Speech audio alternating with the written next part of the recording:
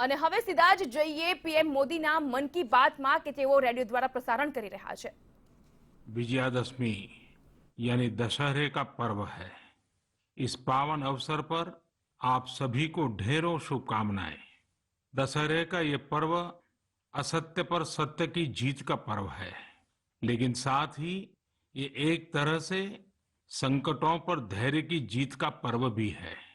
आज आप सभी बहुत संयम के साथ जी रहे हैं, मर्यादा में रहकर पर्व त्योहार मना रहे हैं। इसलिए जो लड़ाई हम लड़ रहे हैं उसमें जीत भी सुनिश्चित है। पहले दुर्गा पंडाल में मां के दर्शनों के लिए इतनी भीड़ जुट जाती थी, एकदम मेले जैसा माहौल रहता था, लेकिन इस बार ऐसा नहीं हो पाया। पहले दशहरे पर भी बड़े बड़े मेले लगते थे, लेकिन इस बार उनका स्वरूप भी अलग ही है। रामलीला का त्योहार भी उसका बहुत बड़ा आकर्षण था, लेकिन उसमें भी कुछ न कुछ पाबंदियां लगी है। पहले नवरात्र पर गुजरात के गरबा की गूंज हर तरफ छाई रहती थी। इस बार बड़े बड़े आयोजन सब बंद है। अभी आगे और भी कई पर्व आने वाले हैं। अभी ईद है, शरद पूर्णिमा है, वाल्मीकि जयंती है, फिर धनतेरस, दिवाली, भाई दूज, छठी मैया की पूजा है, गुरु नानक देव जी की जयंती है।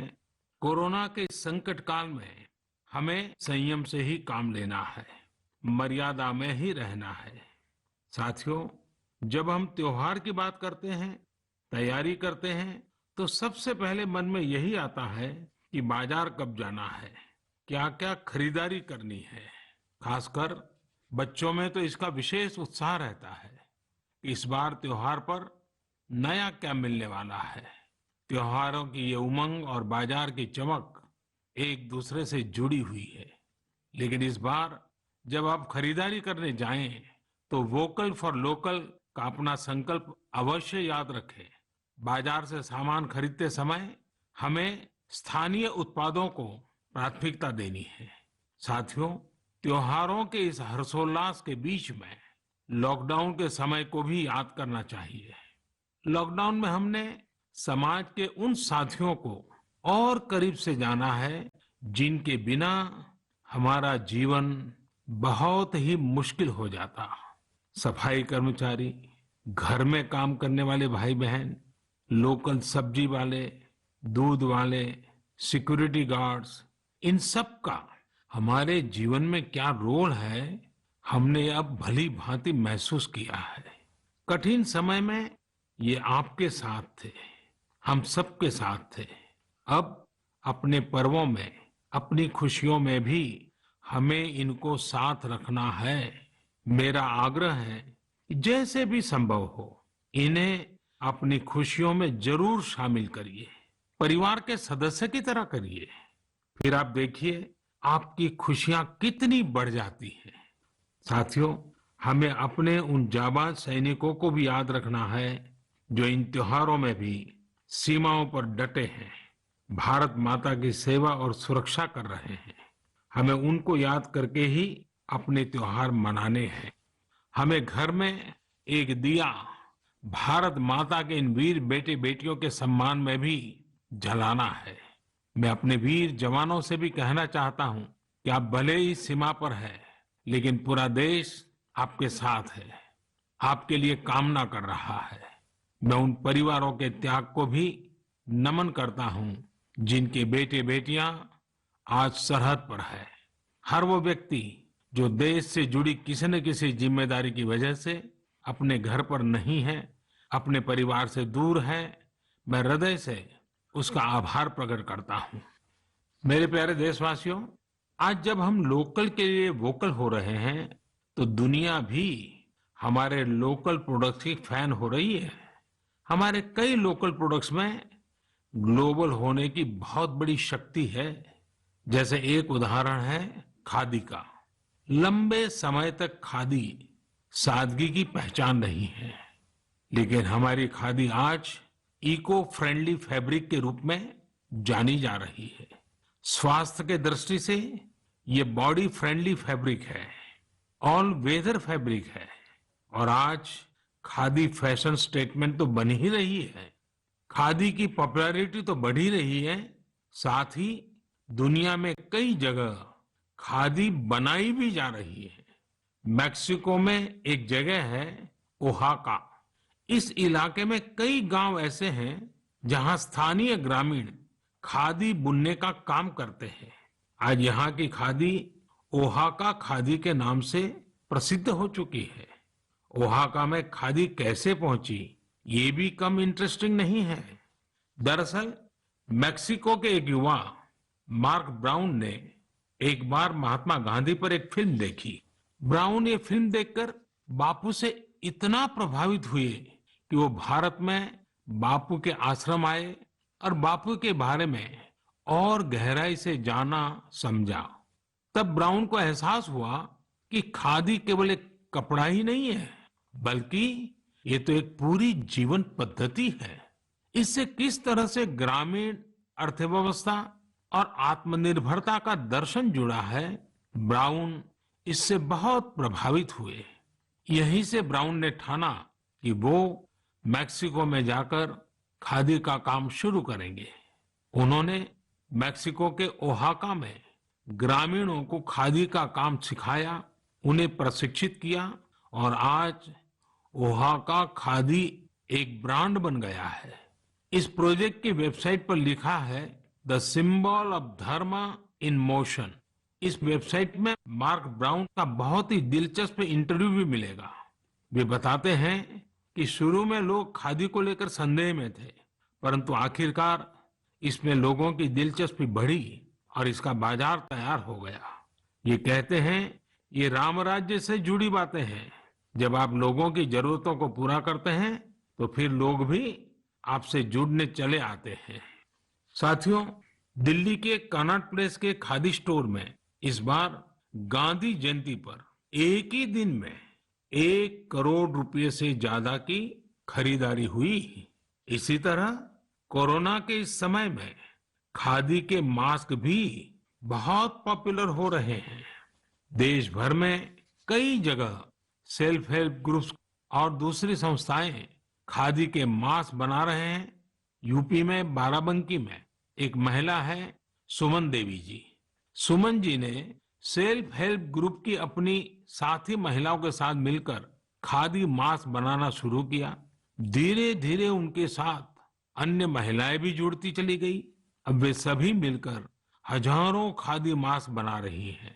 हमारे लोकल प्रोडक्ट्स की खूबी है कि उनके साथ अक्सर एक पूरा दर्शन जुड़ा होता है।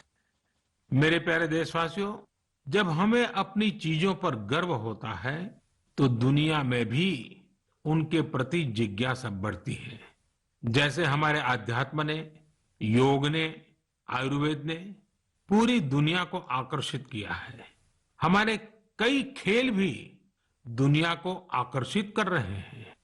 आजकल हमारा मलखम्ब भी अनेकों देशों में प्रचलित हो रहा है। अमेरिका में चिन्मय पाटणकर और प्रज्ञा पाटणकर ने जब अपने घर से ही मलखम्ब सिखाना शुरू किया था तो उन्हें भी अंदाजा नहीं था कि इसे इतनी सफलता मिलेगी। अमेरिका में आज कई स्थानों पर मलखम्ब ट्रेनिंग सेंटर्स चल रहे हैं। बड़ी संख्या में अमेरिका के युवा इससे जुड़ रहे हैं, मलखम्ब सीख रहे हैं। आज जर्मनी हो, पोलैंड हो, मलेशिया हो, ऐसे करीब 20 अन्य देशों में भी मलखम्ब खूब पॉपुलर हो रहा है। अब तो इसकी वर्ल्ड चैंपियनशिप भी शुरू की गई है, जिसमें कई देशों के प्रतिभागी हिस्सा लेते हैं। भारत में तो प्राचीन काल से कई ऐसे खेल रहे हैं जो हमारे भीतर एक असाधारण विकास करते हैं, हमारे माइंड बॉडी बैलेंस को एक नए आयाम पर ले जाते हैं। लेकिन संभवतः नई पीढ़ी के हमारे युवा साथी मलखम्ब से उतना परिचित न हो। आप इसे इंटरनेट पर जरूर सर्च करिए और देखिए। साथियों, हमारे देश में कितनी ही मार्शल आर्ट्स है। मैं चाहूंगा कि हमारे युवा साथी इनके बारे में भी जानें, इन्हें सीखें और समय के हिसाब से इनोवेट भी करें। जब जीवन में बड़ी चुनौतियां नहीं होती हैं, तो व्यक्तित्व का सर्वश्रेष्ठ भी बाहर निकलकर नहीं आता है। इसलिए अपने आप को हमेशा चैलेंज करते रहिए। मेरे प्यारे देशवासियों, कहा जाता है लर्निंग इज ग्रोइंग। आज मन की बात में मैं आपका परिचय एक ऐसे व्यक्ति से कराऊंगा जिसमें एक अनोखा जुनून है। यह जुनून है दूसरों के साथ रीडिंग और लर्निंग की खुशियों को बांटने का। यह है पोन मारियप्पन। पोन मारियप्पन तमिलनाडु के तूतुकुड़ी में रहते हैं। तूतुकुड़ी को पर्ल सिटी यानी मोतियों के शहर के रूप में भी जाना जाता है। यह कभी पांडियन साम्राज्य का एक महत्वपूर्ण केंद्र था। यहाँ रहने वाले मेरे दोस्त पोन मारियप्पन हेयर कटिंग के पेशे से जुड़े हैं और एक सैलून चलाते हैं। बहुत छोटा सा सैलून है। उन्होंने एक अनोखा और प्रेरणादायी काम किया है। अपने सैलून के एक हिस्से को ही पुस्तकालय बना दिया है। यदि व्यक्ति सैलून में अपनी बारी का इंतजार करने के दौरान वहां कुछ पढ़ता है और जो पढ़ा है उसके बारे में थोड़ा लिखता है, तो पोन मारियप्पन जी उस ग्राहक को डिस्काउंट देते हैं। है ना मजेदार? आइए तूतुकुड़ी चलते हैं, पोन मारियप्पन जी से बात करते हैं। पोन मारियप्पन जी, वणक्कम, नल्ला इरकिंगड़ा। மாண்புமிகு பிரதமர் ஐயாவுக்கு வணக்கம். माननीय प्रधानमंत्री जी नमस्कार। वणक्कम वणक्कम। உங்களுக்கு இந்த லைப்ரரி ஐடியா எப்படி வந்ததா? நான் 8ஆம் வகுப்பு தான் படிச்சிருக்கிறேன். மேற்கொண்டு எங்க குடும்ப சூழ்நிலை காரணமா படிக்க முடியல. எனக்கு படிச்சவங்கள பார்க்கும்போது எனக்குள்ள ஒரு வருத்தம் இருக்கும். நாமளும் ஒரு நூலகத்தை உருவாக்கி வாழ்க்கையை படிக்கணுங்கிறக்காண்டி இந்த ஒரு முயற்சி எடுத்து நான் பண்றேன். मैं 8वीं कक्षा तक पढ़ा हूँ। उसके आगे मेरी पारिवारिक परिस्थितियों के कारण मैं अपनी पढ़ाई को आगे बढ़ा न सका। जब मैं पढ़े लिखे आदमियों को देखता हूँ तब मेरे मन में एक कमी महसूस हो रही थी। इसलिए मेरे मन में ये आया कि हम क्यों न एक पुस्तकालय स्थापित करें और उससे बहुत से लोगों को ये लाभ होगा।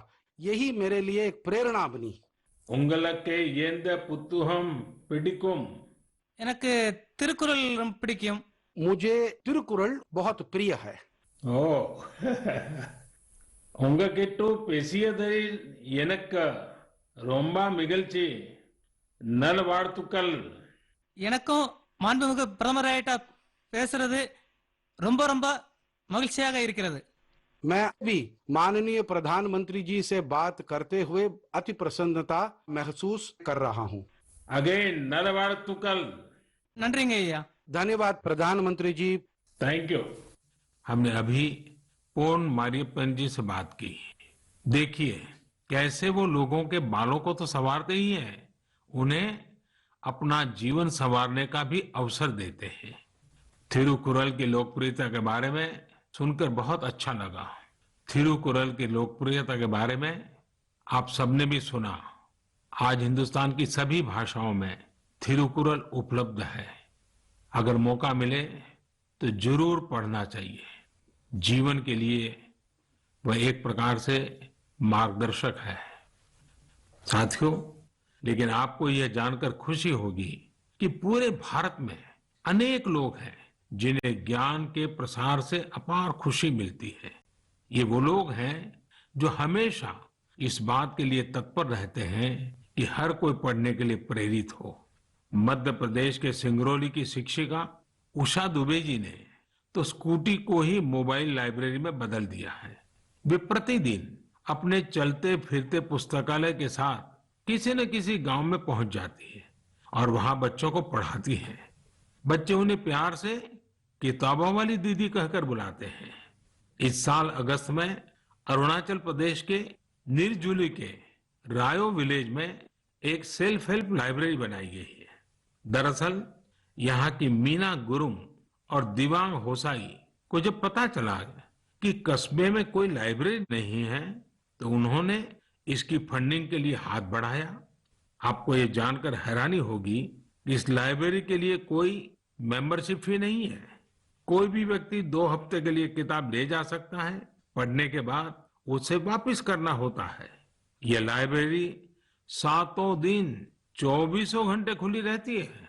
आस पड़ोस के अभिभावक यह देखकर काफी खुश हैं कि उनके बच्चे किताब पढ़ने में जुटे हैं, खासकर उस समय जब स्कूलों ने भी ऑनलाइन क्लासेस शुरू कर दी हैं।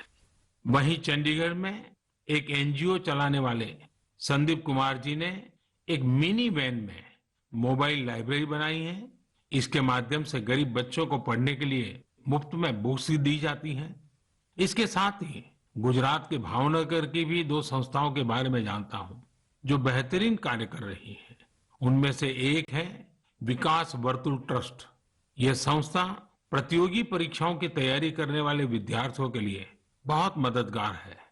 यह ट्रस्ट 1975 से काम कर रहा है और ये 5000 पुस्तकों के साथ 140 से अधिक मैगजीन उपलब्ध कराता है।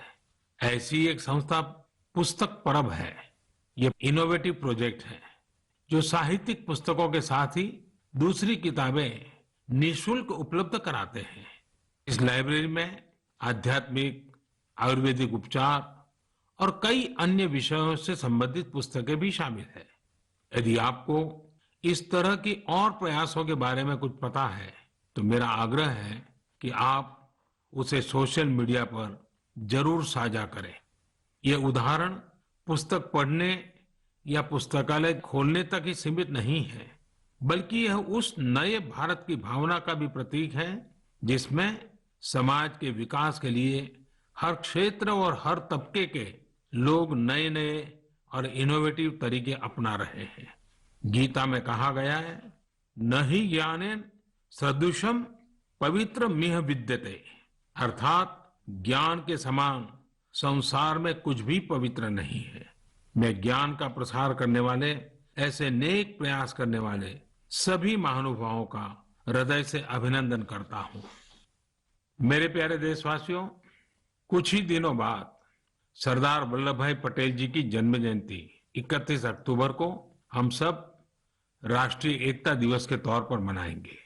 मन की बात में पहले भी हमने सरदार पटेल पर विस्तार से बात की है। हमने उनके विराट व्यक्तित्व के कई आयामों पर चर्चा की है। बहुत कम लोग मिलेंगे जिनके व्यक्तित्व में एक साथ कई सारे तत्व मौजूद हो। वैचारिक गहराई, नैतिक साहस, राजनीतिक विलक्षणता, कृषि क्षेत्र का गहरा ज्ञान और राष्ट्रीय एकता के प्रति समर्पण भाव। क्या आप सरदार पटेल के बारे में एक बात जानते हैं जो उनके सेंस ऑफ ह्यूमर को दर्शाती है? जरा उस लौह पुरुष की छवि की कल्पना कीजिए जो राज्य रजवाड़ों से बात कर रहे थे, पूज्य बापू के जन आंदोलन का प्रबंधन कर रहे थे, साथ ही अंग्रेजों से लड़ाई भी लड़ रहे थे, और इन सब के बीच भी उनका सेंस ऑफ ह्यूमर पूरे रंग में होता था। बापू ने सरदार पटेल के बारे में कहा था, उनकी विनोदपूर्ण बातें मुझे इतना हंसाती थी कि हंसते हंसते पेट में बल पड़ जाते थे। ऐसा दिन में एक बार नहीं, कई कई बार होता था। इसमें हमारे लिए भी एक सीख है, परिस्थितियां कितनी भी विषम क्यों न हो, अपने सेंस ऑफ ह्यूमर को जिंदा रखिए। यह हमें सहज तो रखेगा ही, हम अपनी समस्या का समाधान भी निकाल पाएंगे। सरदार साहब ने यही तो किया था। मेरे प्यारे देशवासियों, सरदार पटेल ने अपना पूरा जीवन देश की एकजुटता के लिए समर्पित कर दिया। उन्होंने भारतीय जनमानस को स्वतंत्रता आंदोलन से जोड़ा। उन्होंने आजादी के साथ किसानों के मुद्दों को जोड़ने का काम किया। उन्होंने राज्य रजवाड़ों को हमारे राष्ट्र के साथ एक करने का काम किया। ये विविधता में एकता के मंत्र को हर भारतीय के मन में जगा रहे थे। साथियों, आज हमें अपनी वाणी, अपने व्यवहार, अपने कर्म से हर पल उन सब चीजों को आगे बढ़ाना है जो हमें एक करे, जो देश के एक भाग में रहने वाले नागरिक के मन में दूसरे कोने में रहने वाले नागरिक के लिए सहजता और अपनत्व का भाव पैदा कर सके। हमारे पूर्वजों ने सदियों से यह प्रयास निरंतर किए हैं। अब देखिए, केरल में जन्मे पूज्य आदि शंकराचार्य जी ने भारत की चारों दिशाओं में 4 महत्वपूर्ण मठों की स्थापना की। उत्तर में बद्रिकाश्रम, पूर्व में पुरी, दक्षिण में श्रृंगेरी और पश्चिम में द्वारिका। उन्होंने श्रीनगर की यात्रा भी की। यही कारण है कि वहां एक शंकराचार्य हिल है। तीर्थाटन अपने आप में भारत को एक सूत्र में पिरोता है। ज्योतिर्लिंगों और शक्तिपीठों की श्रृंखला भारत को एक सूत्र में बांधती है। त्रिपुरा से लेकर गुजरात तक, जम्मू कश्मीर से लेकर तमिलनाडु तक स्थापित हमारी आस्था के केंद्र हमें एक करते हैं। भक्ति आंदोलन पूरे भारत में एक बड़ा जन आंदोलन बन गया, जिसने हमें भक्ति के माध्यम से एकजुट किया। हमारे नित्य जीवन में भी ये बातें कैसे घुल गई है, जिसमें एकता की ताकत है। प्रत्येक अनुष्ठान से पहले विभिन्न नदियों का आह्वान किया जाता है। इसमें सुदूर उत्तर में स्थित सिंधु नदी से लेकर दक्षिण भारत की जीवनदायिनी कावेरी नदी तक शामिल है। अक्सर हमारे यहाँ लोग कहते हैं, स्नान करते समय पवित्र भाव से एकता का मंत्र ही बोलते हैं। गंगे च यमुने चैव गोदावरी सरस्वती नर्मदे सिंधु कावेरी जलेस्मिन सन्निधि कुरु। इसी प्रकार सिखों के पवित्र स्थलों में नांदेड़ साहब और पटना साहब गुरुद्वारे शामिल हैं। हमारे सिख गुरुओं ने भी अपने जीवन और सत्कार्यों के माध्यम से एकता की भावना को प्रगाढ़ किया है। पिछली शताब्दी में हमारे देश में डॉक्टर बाबा साहब आम्बेडकर जैसी महान विभूतियां रही, जिन्होंने हम सभी को संविधान के माध्यम से एकजुट किया। साथियों, unity is power, unity is strength, unity is progress, unity is empowerment, united we will scale new heights. वैसे ऐसी ताकतें भी मौजूद रही हैं जो निरंतर हमारे मन में संदेह का बीज बोने की कोशिश करते रहते हैं, देश को बांटने का प्रयास करते हैं। देश ने भी हर बार इन बद इरादों का मुंह तोड़ जवाब दिया है। हमें निरंतर अपनी क्रिएटिविटी से, प्रेम से, हर पल प्रयास पूर्वक अपने छोटे से छोटे कामों में एक भारत श्रेष्ठ भारत के खूबसूरत रंगों को सामने लाना है। एकता के नए रंग भरने हैं और हर नागरिक को भरने हैं। इस संदर्भ में मैं आप सबसे एक वेबसाइट देखने का आग्रह करता हूं, ekbharat.gov.in। इसमें नेशनल इंटीग्रेशन की हमारी मुहिम को आगे बढ़ाने के कई प्रयास दिखाई देंगे। इसका एक दिलचस्प कॉर्नर है आज का वाक्य। इस सेक्शन में हम हर रोज एक वाक्य को अलग अलग भाषाओं में कैसे बोलते हैं यह सीख सकते हैं। आप इस वेबसाइट के लिए कंट्रीब्यूट भी करें। जैसे हर राज्य और संस्कृति में अलग अलग खान पान होता है। ये व्यंजन स्थानीय स्तर के खास इंग्रेडिएंट्स यानी अनाज और मसालों से बनाए जाते हैं। क्या हम इन लोकल फूड की रेसिपी को लोकल इंग्रेडिएंट्स के नामों के साथ एक भारत श्रेष्ठ भारत वेबसाइट पर शेयर कर सकते हैं? यूनिटी और इम्यूनिटी को बढ़ाने के लिए इससे बेहतर तरीका और क्या हो सकता है? साथियों, इस महीने की 31 तारीख को मुझे केवड़िया में ऐतिहासिक स्टैच्यू ऑफ यूनिटी पर हो रहे कई कार्यक्रमों में शामिल होने का अवसर मिलेगा। आप लोग भी जरूर जुड़िएगा। मेरे प्यारे देशवासियों, 31 अक्टूबर को हम वाल्मीकि जयंती भी मनाएंगे। मैं महर्षि वाल्मीकि को नमन करता हूं और इस खास अवसर के लिए देशवासियों को हार्दिक शुभकामनाएं देता हूं। महर्षि वाल्मीकि के महान विचार करोड़ों लोगों को प्रेरित करते हैं, शक्ति प्रदान करते हैं। वे लाखों करोड़ों गरीबों और दलितों के लिए बहुत बड़ी उम्मीद है। उनके भीतर आशा और विश्वास का संचार करते हैं। वो कहते हैं, किसी भी मनुष्य की इच्छा शक्ति अगर उसके साथ हो तो वह कोई भी काम बड़ी आसानी से कर सकता है। यह इच्छा शक्ति ही है जो कई युवाओं को असाधारण कार्य करने की ताकत देती है। महर्षि वाल्मीकि ने सकारात्मक सोच पर बल दिया। उनके लिए सेवा और मानवीय गरिमा का स्थान सर्वोपरि है। महर्षि वाल्मीकि के आचार, विचार और आदर्श आज न्यू इंडिया के हमारे संकल्प के लिए प्रेरणा भी है और दिशा निर्देश भी है। हम महर्षि वाल्मीकि के प्रति सदैव कृतज्ञ रहेंगे कि उन्होंने आने वाली पीढ़ियों के मार्गदर्शन के लिए रामायण जैसे महाग्रंथ की रचना की। 31 अक्टूबर को भारत के पूर्व प्रधानमंत्री श्रीमती इंदिरा गांधी जी को हमने खो दिया। मैं आदरपूर्वक उनको श्रद्धांजलि देता हूं। मेरे प्यारे देशवासियों, आज कश्मीर का पुलवामा पूरे देश को पढ़ाने में महत्वपूर्ण भूमिका निभा रहा है। आज देश भर में बच्चे अपना होमवर्क करते हैं, नोट्स बनाते हैं, तो कहीं न कहीं इसके पीछे पुलवामा के लोगों की कड़ी मेहनत भी है। कश्मीर घाटी पूरे देश की करीब करीब 90% पेंसिल स्लेट लकड़ी की पट्टी की मांग को पूरा करती है और उसमें बहुत बड़ी हिस्सेदारी पुलवामा की है।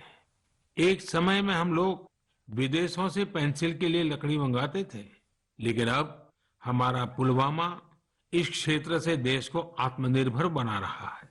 वास्तव में पुलवामा के ये पेंसिल स्लेट्स के बीच के गैप्स को कम कर रहे हैं। घाटी की चिनार की लकड़ी में हाई मॉइस्चर कंटेंट और सॉफ्टनेस होती है, जो पेंसिल के निर्माण के लिए उसे सबसे सुटेबल बनाती है। पुलवामा में उक्खू को पेंसिल विलेज के नाम से जाना जाता है। यहाँ पेंसिल स्लेट निर्माण की कई इकाइयां हैं जो रोजगार उपलब्ध करा रही है और इनमें काफी संख्या में महिलाएं काम करती हैं। साथियों, पुलवामा की अपनी यह पहचान तब स्थापित हुई है जब यहाँ के लोगों ने कुछ नया करने की ठानी, काम को लेकर रिस्क उठाया और खुद को उसके प्रति समर्पित कर दिया।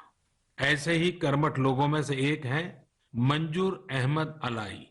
पहले मंजूर भाई लकड़ी काटने वाले एक सामान्य मजदूर थे। मंजूर भाई कुछ नया करना चाहते थे ताकि उनके आने वाली पीढ़ियां गरीबी में न जिए। उन्होंने अपनी पुश्तैनी जमीन बेच दी और एप्पल वुडन बॉक्स यानी सेब रखने वाले लकड़ी के बक्से बनाने की यूनिट शुरू की। वे अपने छोटे से बिजनेस में जुटे हुए थे। तभी मंजूर भाई को कहीं से पता चला कि पेंसिल निर्माण में पॉपुलर वुड यानी चिनार की लकड़ी का उपयोग शुरू किया गया है। ये जानकारी मिलने के बाद मंजूर भाई ने अपनी उद्यमिता का परिचय देते हुए कुछ फेमस पेंसिल मैन्युफैक्चरिंग यूनिट्स को पॉपुलर वुडन बॉक्स की आपूर्ति शुरू की। मंजूर जी को यह बहुत फायदेमंद लगा और उनकी आमदनी भी अच्छी खासी बढ़ने लगी। समय के साथ उन्होंने पेंसिल स्लेट मैन्युफैक्चरिंग मशीनरी ले ली और उसके बाद उन्होंने देश की बड़ी बड़ी कंपनियों को पेंसिल स्लेट की सप्लाई शुरू कर दी। आज मंजूर भाई के इस बिजनेस का टर्नओवर करोड़ों में है और वे लगभग 200 लोगों को आजीविका भी दे रहे हैं। आज मन की बात के जरिए समस्त देशवासियों की ओर से मैं मंजूर भाई समेत पुलवामा के मेहनतकश भाई बहनों को और उनके परिवार वालों को उनकी प्रशंसा करता हूं। आप सब देश के यंग माइंड्स को शिक्षित करने के लिए अपना बहुमूल्य योगदान दे रहे हैं। मेरे प्यारे देशवासियों, लॉकडाउन के दौरान टेक्नोलॉजी बेस्ड सर्विस डिलीवरी के कई प्रयोग हमारे देश में हुए हैं और अब ऐसा नहीं रहा कि बहुत बड़ी टेक्नोलॉजी और लॉजिस्टिक्स कंपनियां ही यह कर सकती है। झारखंड में ये काम महिलाओं के सेल्फ हेल्प ग्रुप ने करके दिखाया है। इन महिलाओं ने किसानों के खेतों से सब्जियां और फल लिए और सीधे घरों तक पहुंचाए। इन महिलाओं ने आजीविका फार्म फ्रेश नाम से एक ऐप। तो वડાપ્રધાન નરેન્દ્ર મોદી રેડિયોના પ્રસારણ દ્વારા મન કી બાત થકી દેશવાસીઓને સંબોધી રહ્યા છે। આ સાથે જ તેઓએ નવરાત્રિના પર્વને સંયમ અને ધૈર્યનો પર્વ ગણાવ્યું અને અનેક વિશેષ મુદ્દાઓ પર તેઓએ ચર્ચા કરી।